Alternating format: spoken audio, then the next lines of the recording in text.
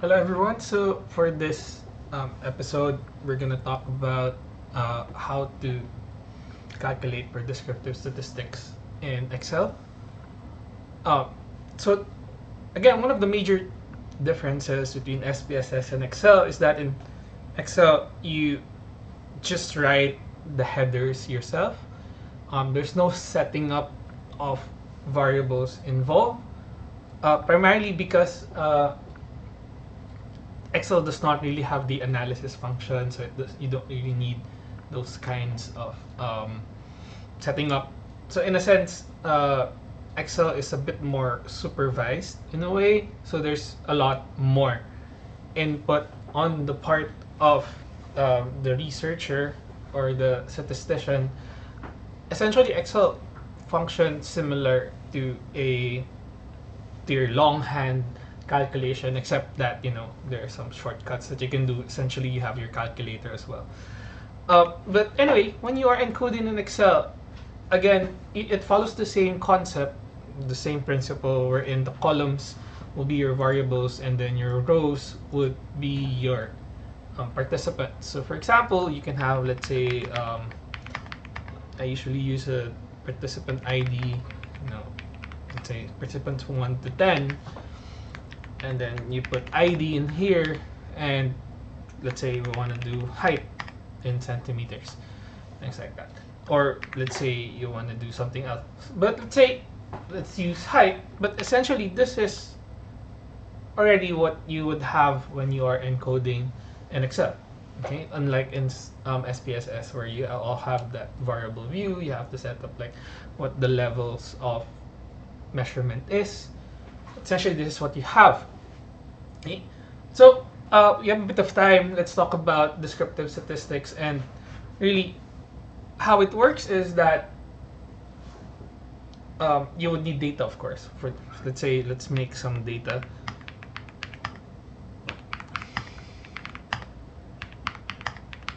So I'm just creating these data out of nowhere, just for us to think about, to use as an example. Okay, in centimeters. So let's say we have this data set, and now the way Excel works is that you can do it step by step, or there are specific functions specifically for the different descriptive statistics. But let's do it step by step first. Let's say you want to do mean, which is the most typical one. But anyway, we want to do sum first. Usually, sum is very important to have. So in Excel, it's really just equal sum, and then you add everything. So and then you would end up with 1,746 centimeters, and then n, of course, is 10.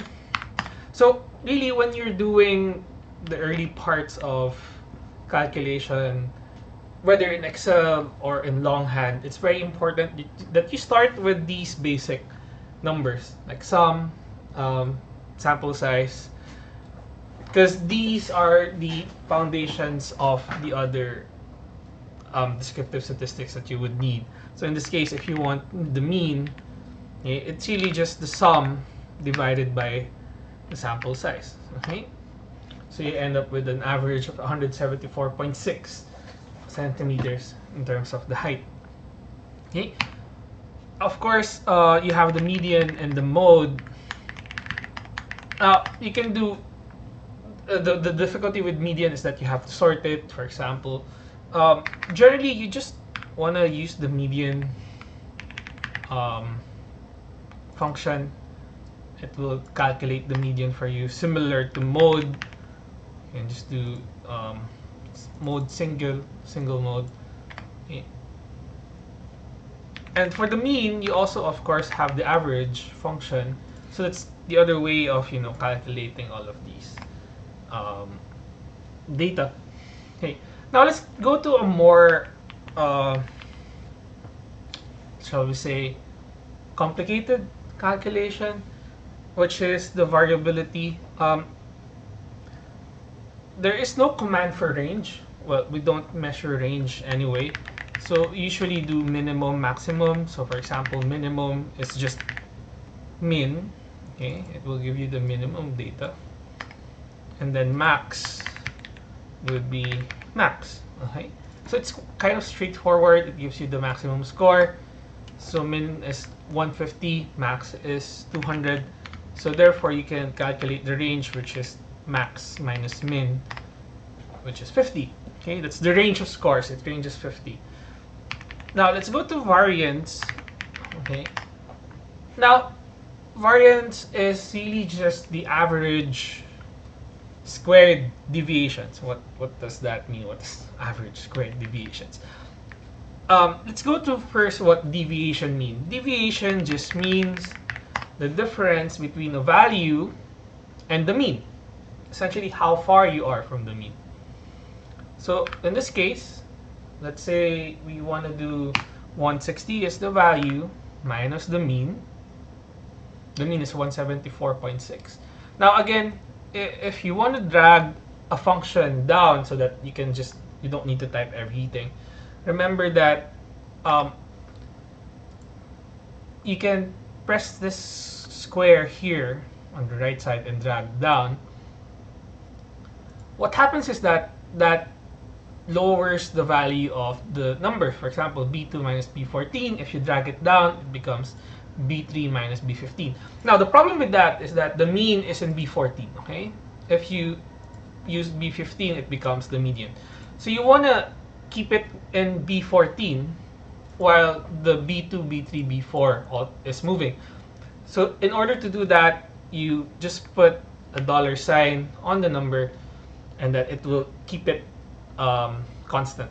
Similarly, if you want to drag it to the right, okay, the letters would also change. The principle is the same. You can also put a $sign on the letter, which would keep it constant. Right? But in this case, we're not changing the letters. We're just dragging it down, so we keep the number constant for the mean. Okay, and that will give these numbers. Okay. Take note that if you sum the deviations, it will be equal to 0. Why? Because again, deviations is really just the numbers or the distance from the mean. So if you add everything, it will just cancel out. It should be 0. Okay.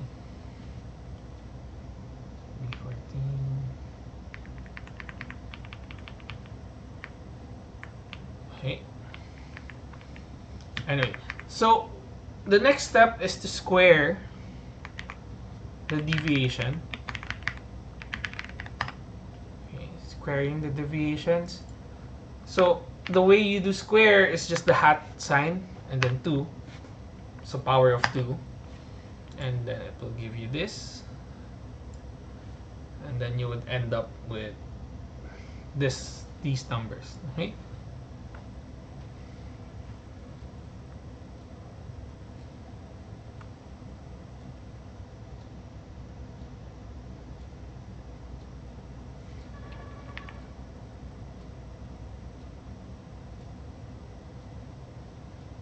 Okay, so the next step is to sum them, the sum of the squared deviations. And then, now, generally, if you are just dealing with the population, it's just really the sum of the variance or the deviations divided by n. Okay. However, if you're dealing with the sample, then you use an n-1, which is the degrees of freedom. So in this case, it will be n-9. So another way to go about calculating variance is that there is a formula. There's a function called var. Var.p is calculation for the population variance, while var-s is the calculation for the sample variance. Okay. So as you can see, it's the same. Okay. Now you can do whatever you want. You can do the step-by-step. I'm just talking about the step-by-step so that you get to learn what the formula means. Okay. So in this case, again, variance is just the average deviation. Now again, remember that variance, since you square the values, you also have squared units. So in order to bring it back to centimeters rather than just having a centimeter squared, is to square root the values. Okay? So square root of the variance is equivalent to your standard deviation. Okay?